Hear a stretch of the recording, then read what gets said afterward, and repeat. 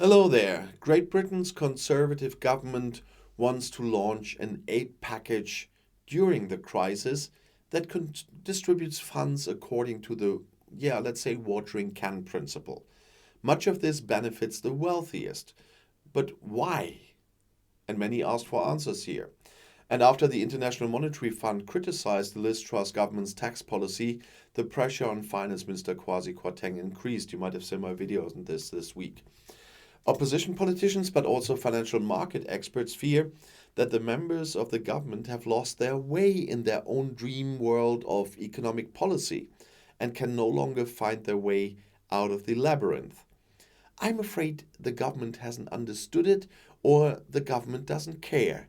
They have presented an ideological agenda and not a plan. That was said by Davy of the Liberal Democrats. And the Bank of England announced that it would buy long-dated government bonds without a cap. And this is intended to calm the financial markets. I made a video on that one too. And last Friday, Kwasi Kwarteng announced massive tax cuts, actually announced as a supplementary budget for the new government under the heading mini budget. But after the presentation of massive cuts in income tax, especially for the rich, a reduction in corporate tax and a reduction in social security contribution, numerous commentators noted that mini didn't really fit there. The public debt will rise massively. The tax cuts are worth £45 billion, and there will be relief for citizens on the energy prices that also the government has to finance. The price cap that is to be introduced will cost around £60 billion for 6 months.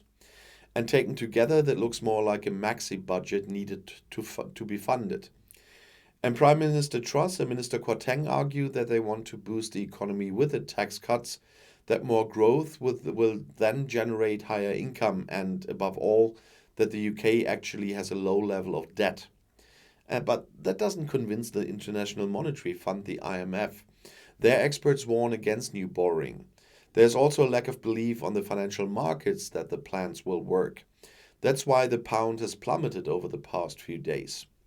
And the head of the main opposition party, Labour, Keir Starmer, said the statement by the IMF is very serious, and it shows what kind of chaos the government has wreaked on the economy, and that it's self-made.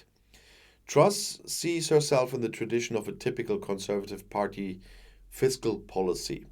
Taxes down. She likes to suggest parallels with former Prime Minister Margaret Thatcher. But there's one difference. Thatcher tried to keep the national debt low. And Truss defies this, more akin to Ronald Reagan, the former US president who financed low taxes with high debt without the dollar plummeting. But Great Britain is not comparable to the United States, as the commentators of the Financial Times analyzed a few days ago. The US is much larger, more economically important. The dollar has always been a reserve currency that is much less vulnerable. The IMF's criticism does not go down well with politicians in the Conservative Party, though. Lord David Frost, former Secretary of State and responsible for Brexit, criticized in the Daily Telegraph that the IMF had always defended conventional economic policies in the past, and that has produced weak economic growth and low productivity for years. The only way forward for Britain is lower taxes, spending restraint, and economic reform, said Lord Frost.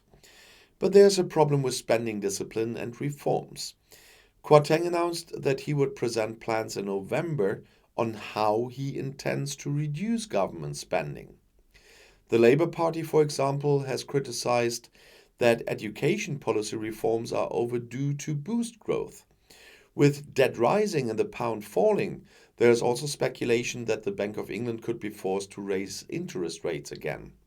The BOE recently announced that it would not hesitate in this regard. An interest rate hike would primarily affect those who have financed their real estate or are about to buy a house or apartment. Another reason why experts warn that the policies of the Truss government are likely to exacerbate social injustice. And it's an absurd situation. Tax cuts were supposed to give relief to people in the UK, but now these policies threaten to fuel inflation further, which is still open. They're just they're commencing kind of a big experiment here, an experiment with a life of 66 million people. I'll see you in my next video. I'll be back.